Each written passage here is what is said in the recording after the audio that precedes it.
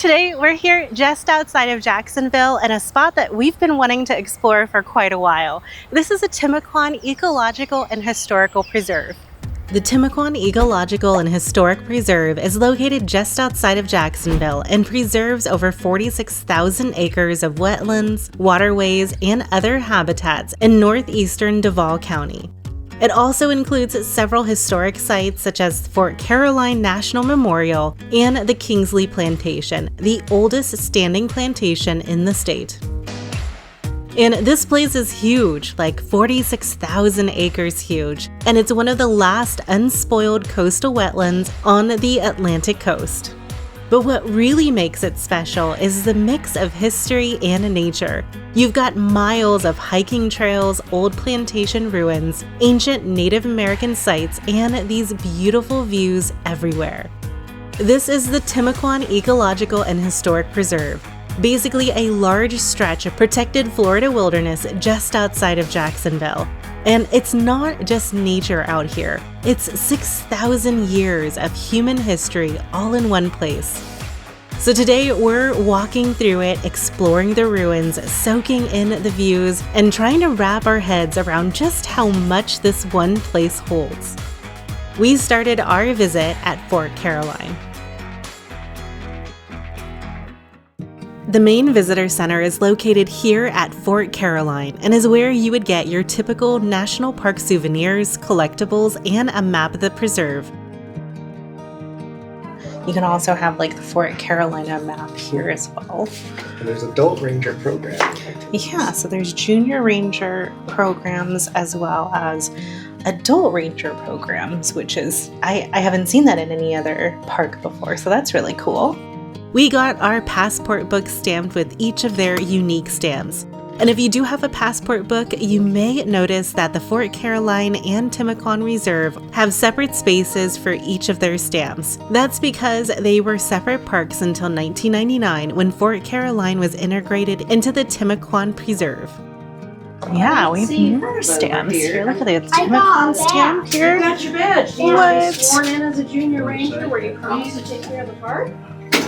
Oh, I messed that one up. My bad. Okay, so we'll do that here. So you want to show her your little froggy, right? Or Good. you've already got Good one. morning. How are you? Good. I tried. The Visitor Center also hosts the exhibit Where the Waters Meet. This exhibit showcases the richness of the environment in Northeast Florida and how humans have interacted with this environment for thousands of years. You can also see an owl totem carved from a single piece of pine that was found here, which is estimated to be 700 to 800 years old, as well as a 21-foot dugout canoe estimated to be about 500 years old. No, it says canoe early 1500s AD, so I think this is real.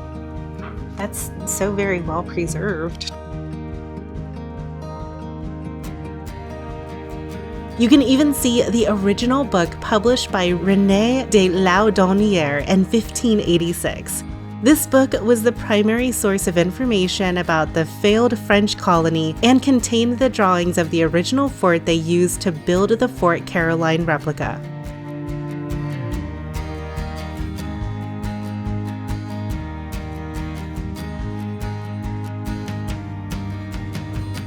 On the way down to the fort is a small Timucuan town exhibit. The Timucuan occupied this region before the Europeans arrived in the 1500s. This small town exhibit contained a Timucuan hut, outbuilding, shell midden, and a canoe making demonstration, which they would have dug out with oyster shells and bone tools.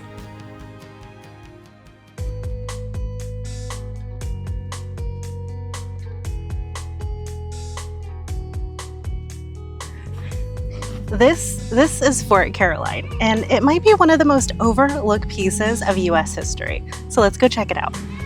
Back in 1564, decades before Jamestown or Plymouth, French Protestants known as the Huguenots sailed across the Atlantic to build a new life here on the banks of St. John's River. They called it Fort Caroline. Their goal was freedom from religious prosecution back in Europe, but this wasn't just a peaceful outpost. It was part of a much bigger race for land, power, and influence in the New World. And what's crazy is that the French weren't the only ones that wanted Florida. The Spanish were already here, and they weren't too happy that the French had made a home here.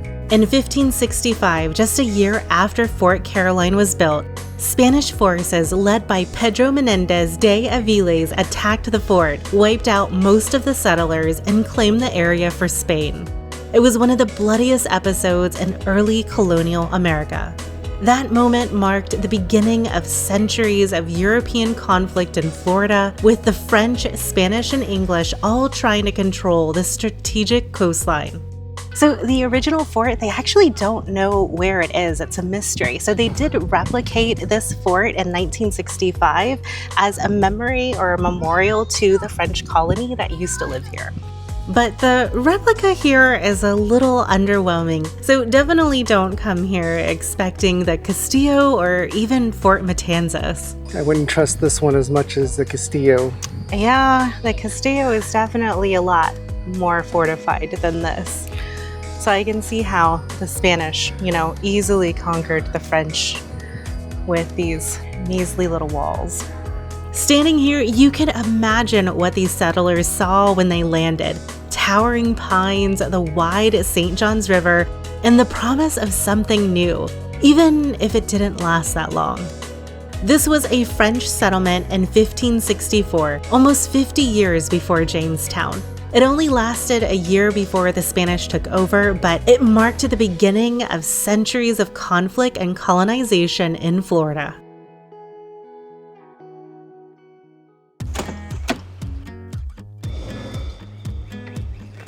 Ribault Monument. Oh, I kind of feel like I'm going up somebody's driveway. There's nobody here. Nobody wants to see this monument. What? So we are now at the Rebolt Club. This is where French explorer Jean Ribault claimed this area for France when he erected a column on the bank of the St. Johns River in 1562. Is this the original column? No, she said it was a replica.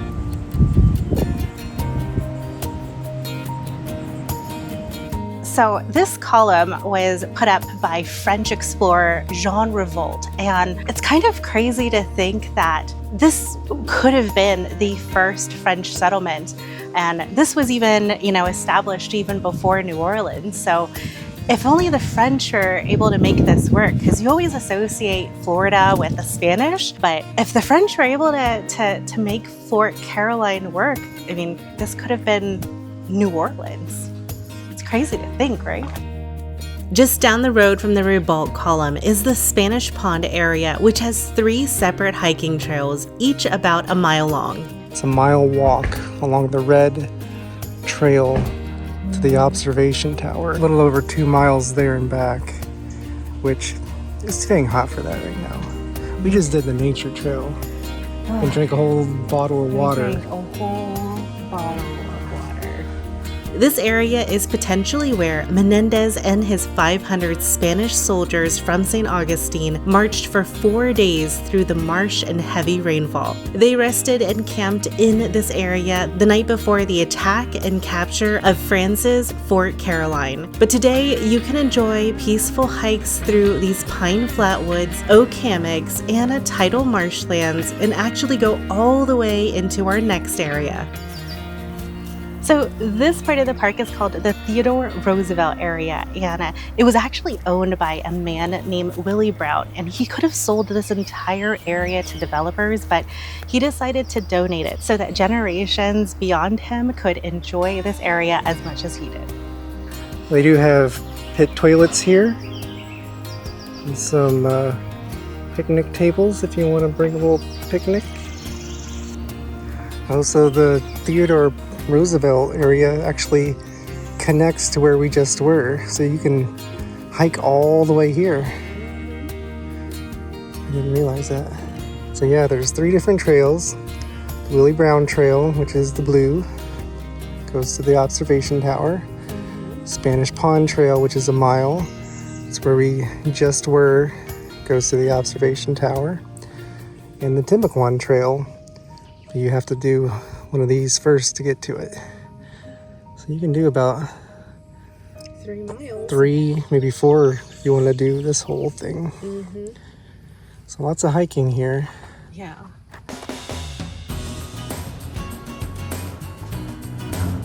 To get to the Kingsley Plantation area of the park, you'll need to drive north and cross the St. Johns River.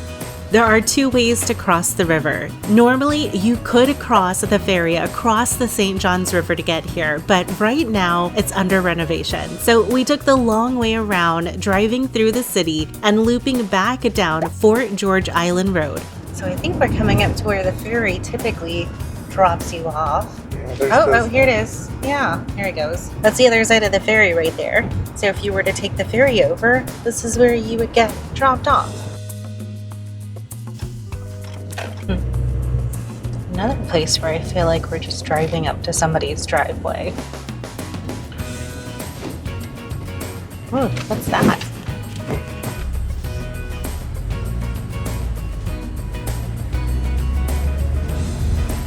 The drive is actually really pretty, with lots of twists and turns through coastal hammocks and old maritime forest.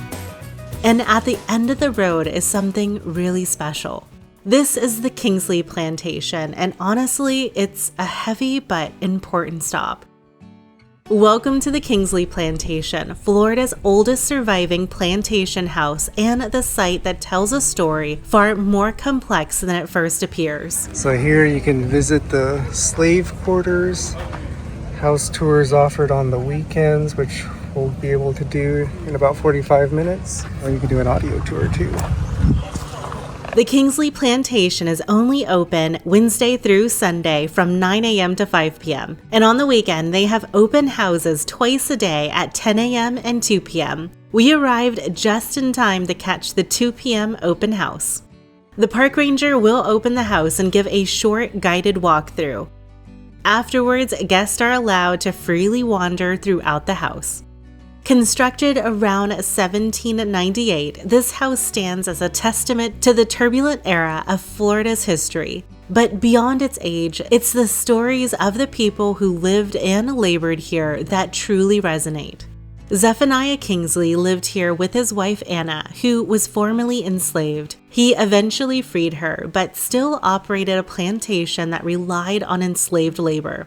You can explore the attached kitchen house where Anna Kingsley lived above the kitchen and managed all the domestic matters. It says here that this floor here is 200 years old.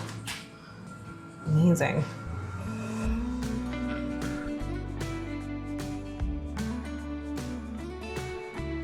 You can also walk through the barn where they had several exhibits that show some of the history of the enslaved people here, as well as learn a little bit about the sugar making process. There is a small bookstore and a gift shop here where you can get souvenirs and a unique Kingsley Plantation stamp for your National Parks passport book. The slave quarters are about a 5-minute walk from the main house and are arranged in a semicircle.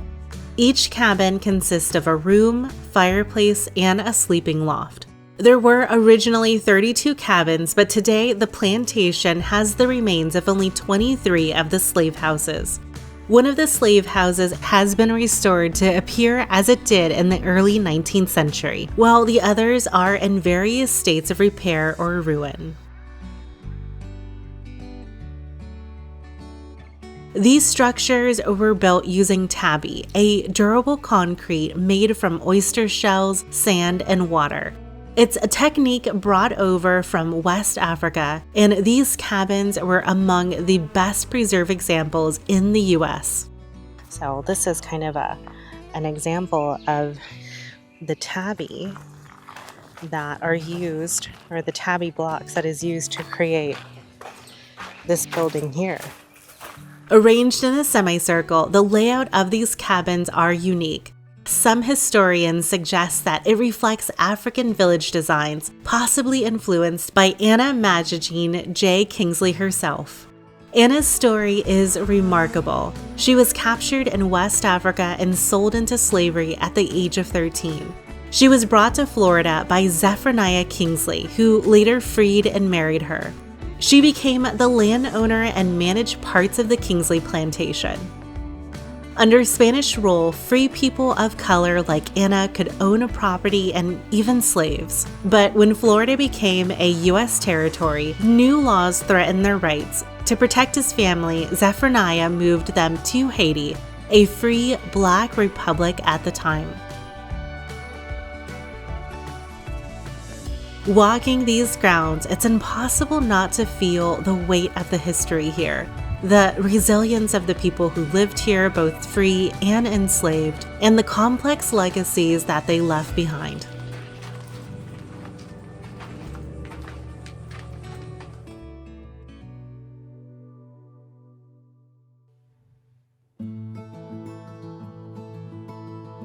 About a mile from the Kingsley Plantation is the Rebolt Club, a place where the elegance of the Roaring Twenties meets centuries of Florida history. Built in 1928, the Ribault Club was the epitome of luxury, attracting affluent families from the Northeast seeking a winter retreat. With amenities like golf, tennis, yachting, and lavish parties, it earned its nickname as the Millionaires Club. However, the opulence was short-lived. The Great Depression and World War II led to the club's decline. By the 1940s, it had changed hands multiple times and eventually fell into disrepair. However, thanks to the collaborative restoration efforts completed in 2003, the Rebolt Club has been revitalized. Today, it serves as a visitor center and museum, offering insights into over 12,000 years of human history on Fort George Island. The Rebolt Club is free to visit and open to the public with the same hours as the Kingsley Plantation, Wednesday through Sunday from 9 a.m. to 5 p.m. Thank you so much for joining us today on our tour of the Timucuan Ecological and Historic Preserve. If you found any of this information helpful, I would love it if you would hit that like button and subscribe if you would love to see more national park adventures. Also, we want to give a huge shout out to our channel members. You guys help keep this channel going, and we couldn't be more thankful to have you along on our journey. If you are visiting more national parks in Florida, then definitely check out our video on the Castillo de San Marcos and Fort Matanzas that just popped up on the screen. These are two amazing forts that are located just about an hour away in the beautiful historic St. Augustine, and you won't want to miss it. Until next time.